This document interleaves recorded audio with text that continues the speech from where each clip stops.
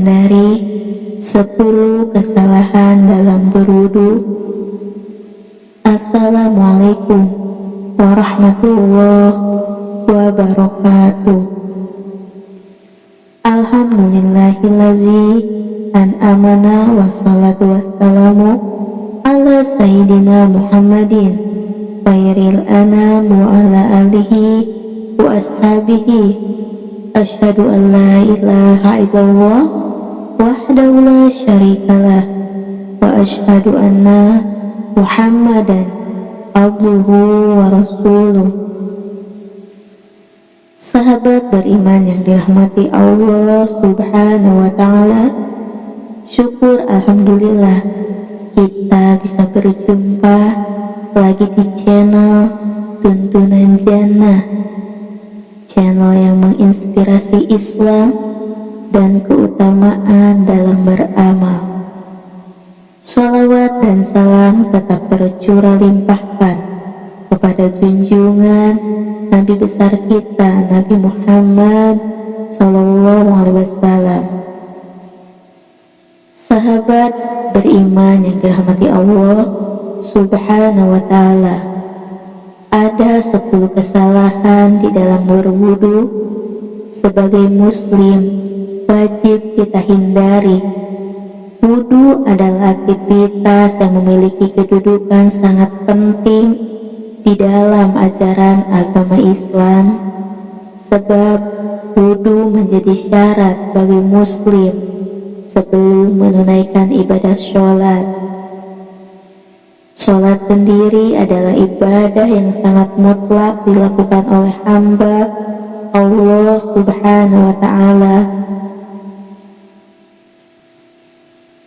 Hal tersebut berarti menjelaskan bahwasannya wudu yang tidak sah maka secara otomatis akan membatalkan ibadah sholat ini juga.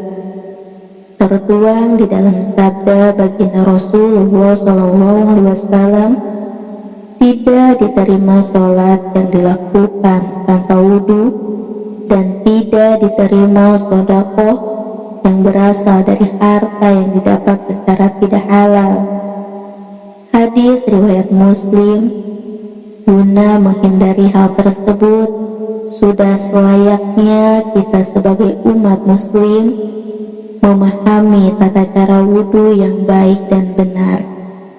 Selain itu, perlu juga memperbaiki dan menghindari beberapa kesalahan yang mungkin dilakukan saat mengambil air wudu.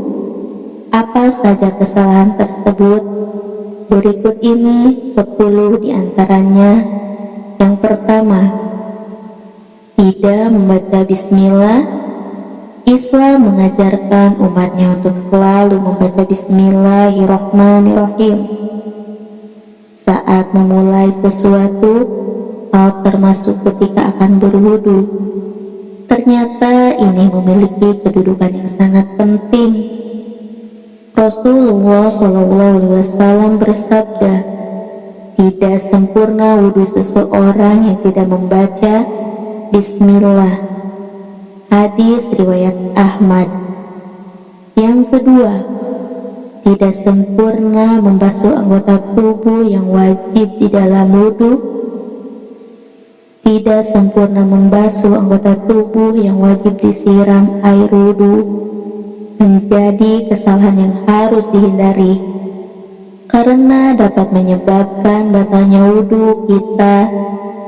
Dari sebagian istri-istri Rasulullah SAW meriwayatkan suatu hadis, sesungguhnya Rasulullah SAW melihat seorang laki-laki yang sholat, sedangkan di punggung kakinya terdapat bagian mengkilap karena tidak termasuk oleh air wudu seukuran uang, dirham atau uang logam.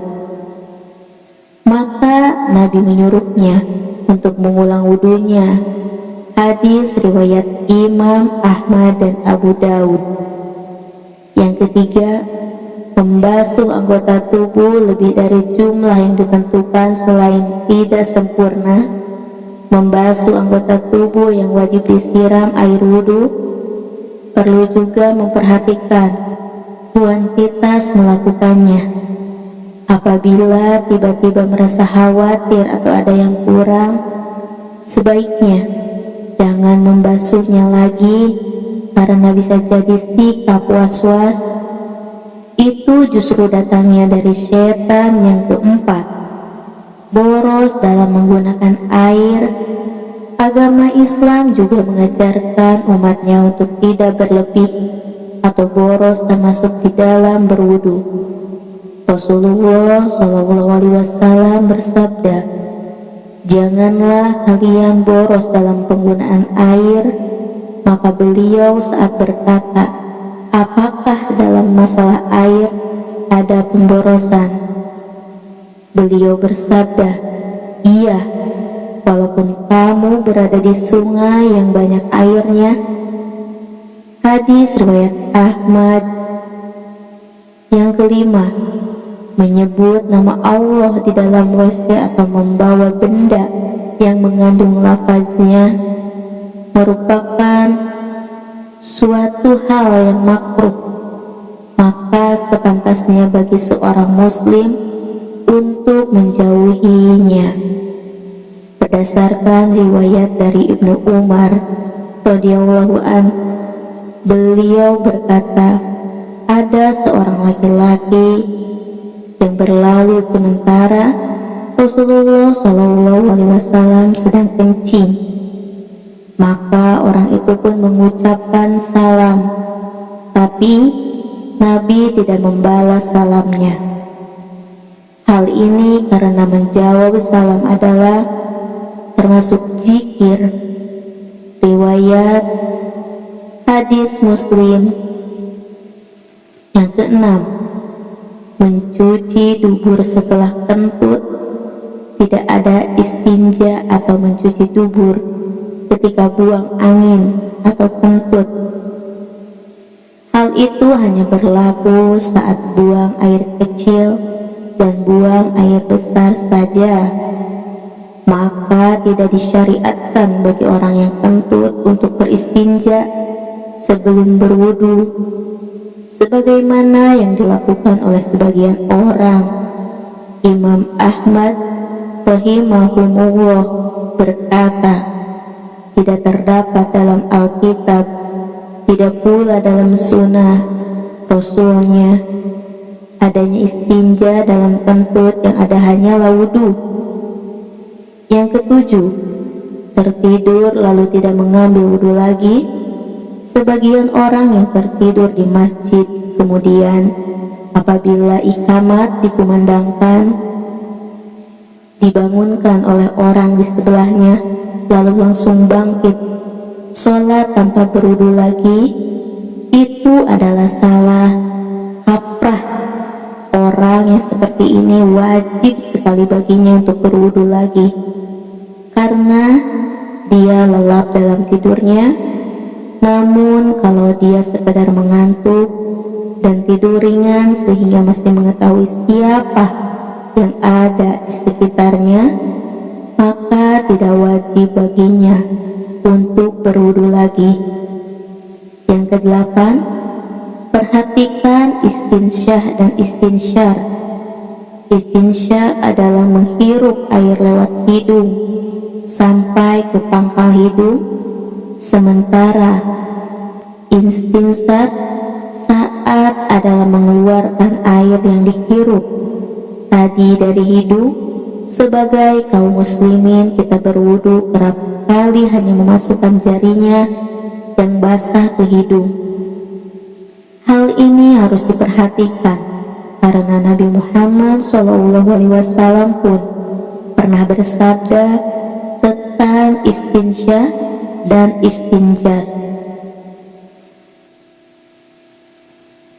Barang siapa berwudu, hendaklah yang menghirup air ke hidung dan menghembuskannya kembali, dan barang siapa yang melakukan istijaz bersuci dari buang air besar dengan batu, hendaklah melakukannya dengan ganjil.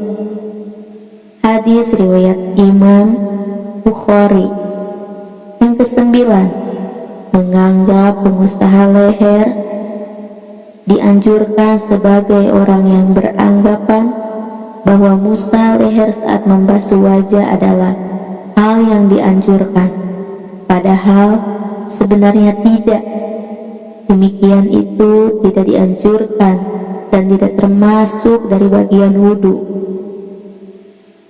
Ingatlah prinsip kehati-hatian di dalam Islam. Terkadang kita menambah-nambahkan, justru itu bisa menjadi bumerang selanjutnya. Yang terakhir, membaca doa tidak berdasarkan selain menambah-nambah gerakan wudhu, membaca doa yang tidak ada di dalam ajaran, tentu bisa menjadi suatu kesalahan yang membatalkan wudhu. Dan tentunya dengan sholat, adapun doa setelah berwudhu yang disepakati secara syariat adalah Bismillahirrahmanirrahim. Di awal wudhu mengucapkan 2 kalimat syahadat, di akhir wudhu lalu ditambahkan dengan Asyhadu an la ilaha illallah wahdahu la syarikalah wa asyhadu anna Muhammadan abduhu wa rasuluh. Allahumma tahirin subhanallah wa bihamdika asyhadu an la ilaha illa anta astaghfirullah, yang artinya aku bersaksi bahwasannya tiada kesembahan yang besar kecuali Allah semata, tidak ada sekutu baginya, dan aku bersaksi bahwasannya Muhammad adalah hamba dan utusan. Ya Allah, jadikanlah aku hamba yang bertobat, dan jadikanlah aku sebagai orang yang bersuci. Maha suci Engkau ya Allah, dengan memujimu aku bersaksi bahwa tidak ada kesembahan yang berhak disembah selain Engkau. Aku memohon ampunan kepadamu dan aku bertaubat kepadamu. Demikianlah kajian Islam yang bisa saya sampaikan pada kesempatan kali ini. Semoga bisa bermanfaat dan bisa kita aplikasikan di kehidupan sehari-hari. Kurang dan lebihnya mohon maaf. Dimaafkan, yang benar datang atas bimbingan Allah yang maha benar. Sedangkan jika ada kesalahan, khilaf itu datangnya dari saya pribadi sebagai manusia biasa yang tak luput dari rasa salah dan khilaf. Akhirul kalam, wassalamualaikum warahmatullahi wabarakatuh.